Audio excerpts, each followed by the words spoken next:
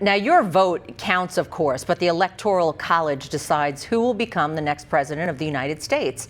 A candidate needs to secure 270 electoral votes of the 538 available in order to win.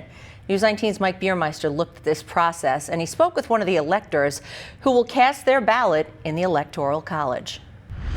Bill Feehan will get to live out a political dream in December, serving as an elector in the upcoming 2020 election. To be a part of history and to actually be able to cast a vote in the Electoral College is a really proud moment for me. But the role Bill will play in the election almost didn't happen. When the framers of the Constitution were writing one of America's most sacred documents, they had a dilemma. How does the country select a president? They considered options like letting Congress decide or the people directly. But instead of those options, they settled on a new system. The odd compromise that they made was that they would have a body of people who would elect the president, and that body of people would be called the Electoral College. So the Electoral College is just a group of people, and they are the people who actually vote for the president. Since that creation, the Electoral College system has changed over time, with 48 states adopting a winner-take-all concept.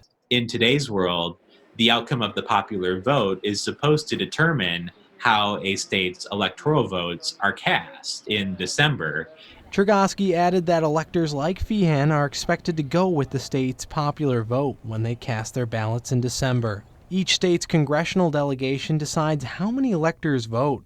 For Wisconsin and Minnesota, that's 10, since the states have 8 members of Congress and 2 senators. Those electors will travel to their respective state capitals to leave their mark on history. There will be a ceremony, and we'll cast our ballots for the President of the United States, and so those ballots will then become part of the national electoral vote that will determine who the President of the United States is. In La Crosse, Mike Biermeister, News 19. There have been 4 examples of candidates winning the popular vote but losing the Electoral College.